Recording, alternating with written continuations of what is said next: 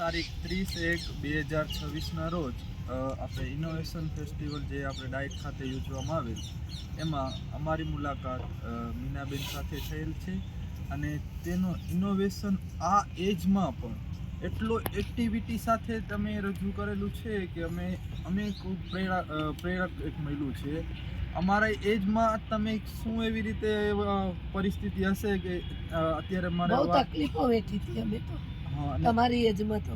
અને 1990 થી એક જ સ્કૂલમાં એક્ટિવિટી ધરાવે છે અને આપણે પ્રૂફ પણ આટલું બધું જોયું કે સામાજિક ક્ષેત્રે પણ અને વાલીઓનો પણ એટલો પ્રોત્સાહન મળે છે. આપણે પ્રૂફ સહિત અહીંયા જોઈ શકીએ બાળકોને કાલ લાખોટા તળાવ લઈ ગઈ, હોટલમાં જમાડ્યા અને બાળકોને આજે ઇનોવેશનમાં આટલા બધા આવ્યા. બાળકો ખાલી મીનાબેન સાથે જ આવ્યા અને આટલું બધું બાળકો સાથે પ્રેમ પ્લસ આપણે વાત સાંભળવા મળી કે IIM સુધી પણ ગયેલા બેન છે અને અમને પણ ઘણું બધું એમાં જાણવા મળે છે અને આગળ પણ અમારા મીનાબેનનો સંપર્ક રહેશે અને એને પ્રેરક તરીકે અમને ઉપયોગમાં રહેશે.